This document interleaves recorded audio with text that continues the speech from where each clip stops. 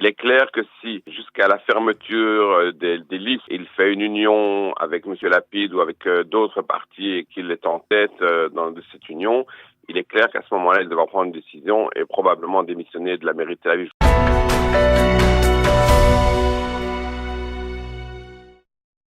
Laurent Siget, bonjour, Boker Tov. Bonjour Daniel, comment allez-vous? Très bien, alors je vous présentais tout à l'heure comme un des plus célèbres francophones de Tel Aviv. Je voudrais vous demander, parce qu'on parle beaucoup de Tel Aviv aujourd'hui, c'est en ce moment avec la décision du maire de Tel Aviv de se lancer, on va dire, dans la vie politique nationale et de créer un nouveau parti à gauche. Le débat, il paraît-il, est très vivace à Tel Aviv. On se pose la question de savoir si Ron Huldaï, qui a été le maire mythique qui est le maire mythique de Tel Aviv depuis 22 ans, est-ce qu'il doit rester en fonction ou alors, puisqu'il s'engage sur une autre voie, il doit démissionner. Quel est votre avis sur la question ? Je pense qu'on n'est pas extrêmement pressé. La ville fonctionne très très bien. C'est un excellent maire et il a été réélu 3 fois. Il n'y a pas, comme on dit chez nous, le feu au lac. Il ne doit pas démissionner dans la journée ou dans les 15 jours ou dans les 3 semaines à venir.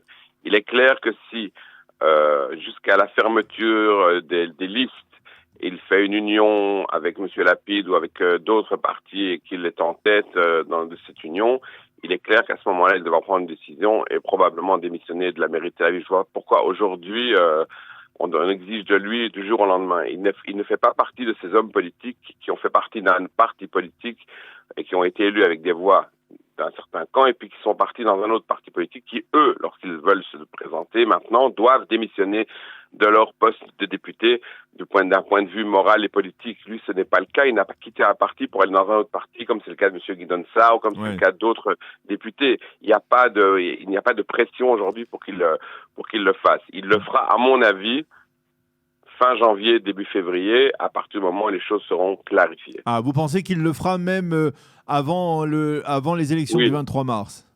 Je pense que oui. Je pense qu'il le fera, à mon avis. Je peux me tromper, mais je pense qu'il le fera à partir du moment où les choses seront claires. Alors, pourquoi finalement un tel débat ? La question se pose, on a le sentiment que quelque part, il y a des gens qui sont pressés de voir Ron Huldaï partir, et d'un autre côté, on a le sentiment que... la place de maire de Tel Aviv est très convoitée. Voilà, je pense en particulier à Assaf Zamir, ou peut-être même à Ophir Akouniz, qui pourrait briguer ce poste de maire de Tel Aviv, mais d'un autre côté, apparemment, du côté de la population, il fait l'unanimité, ou quasiment, Ron Huldaï, n'est-ce pas ? Les gens, je n'ai pas entendu auprès de mes amis une grande exigence afin qu'ils démissionnent de façon immédiate. Il est clair il est clair qu'à partir du moment où les choses seront claires et qu'on s'engagera dans une campagne électorale qui soit bien rondement menée et avec une alliance claire entre le parti de M. Huldaï et d'autres partis, à ce moment-là, il devra démissionner d'un point de vue, c'est plus d'un point de vue public, personne n'oblige M. Huldaï même à partir avant le mois de mars à la base. Et puis de toute façon, dans un pays où un Premier ministre peut se permettre de rester Premier ministre avec 3 chefs d'accusation à son encontre, que veut-on de M. Huldaï qui n'a pas de chef d'accusation? Alors, justement, c'est intéressant. J'aimerais bien vous demander quelles sont les qualités de maire de Ron Huldaï que vous avez pu voir sur le terrain se concrétiser dans votre ville de Tel Aviv, qui pourraient être bénéfiques à l'ensemble de l'État d'Israël, selon vous. D'abord, il faut reprendre un peu la carrière de M. Huldaï, qui a quand même été, qui est un ancien de l'armée de l'air, qui a été ancien général de réserve, qui a été aussi le directeur d'école de là où mes enfants, mes 3 filles et une de mes filles actuellement étudie, qui est le gymnase Herzliya, qui était un excellent directeur, est maintenant maire depuis 22 ans. Il a une qualité qui est qu'il sait gérer de façon très intelligente de grandes organisations. C'est pas toujours le cas de généraux qui rentrent en politique. On l'a vu maintenant avec M. Gantz. Il n'y a pas toujours cette compréhension politique de des choses. Lui, il a une compréhension politique qui est très bonne.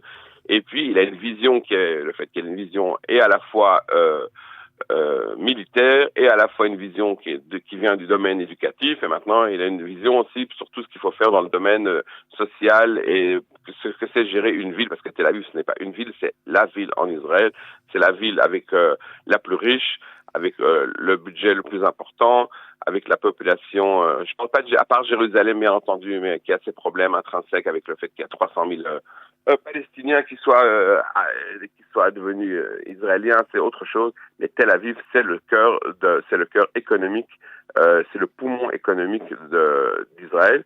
Et on a vu, même si j'ai eu des divergences parfois avec lui sur certains sujets, on a vu quand même qu'il a pris une ville qui en 2000, que M.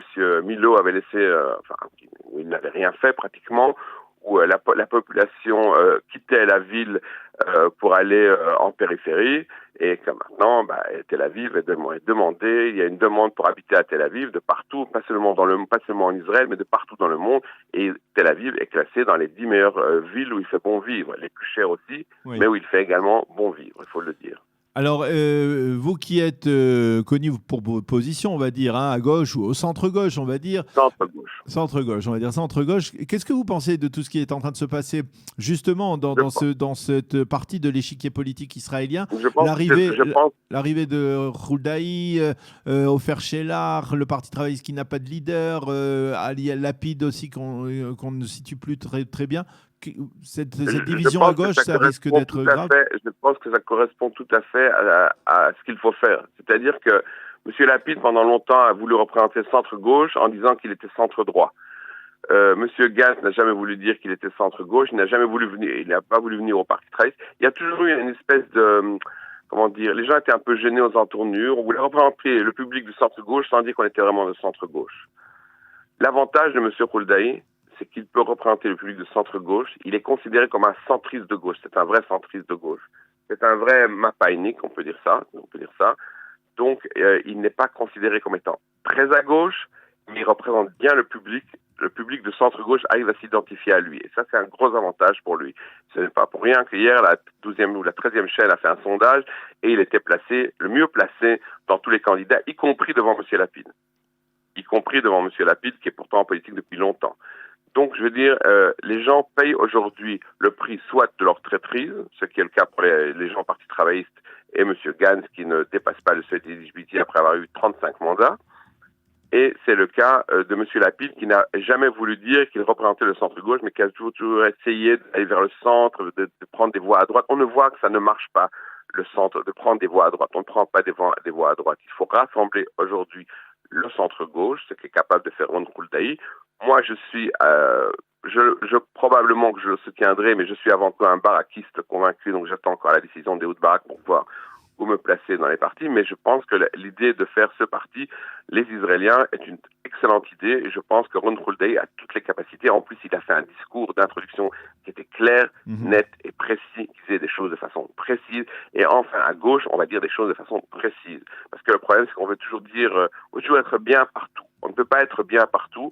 Comme je le dis toujours en plaisantant, il y a un seul endroit en Israël où on peut être bien avec tout le monde, c'est à Tel Barour, pour les gens qui comprendront la blague.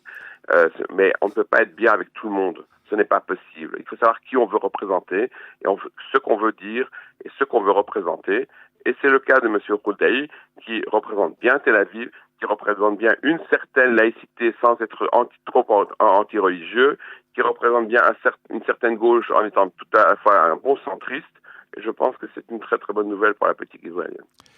Eh bien, Laurent Siget, merci beaucoup d'avoir été avec nous, de nous avoir aidé à mieux comprendre en fait cette candidature de Ron Khoudaï et ce débat autour de sa démission. Avec vous sur Studio Qualita. Merci beaucoup. Bonjour à tous nos amis de Jérusalem. Merci, Shavuot Tov, à bientôt. Shavuot Tov, à bientôt.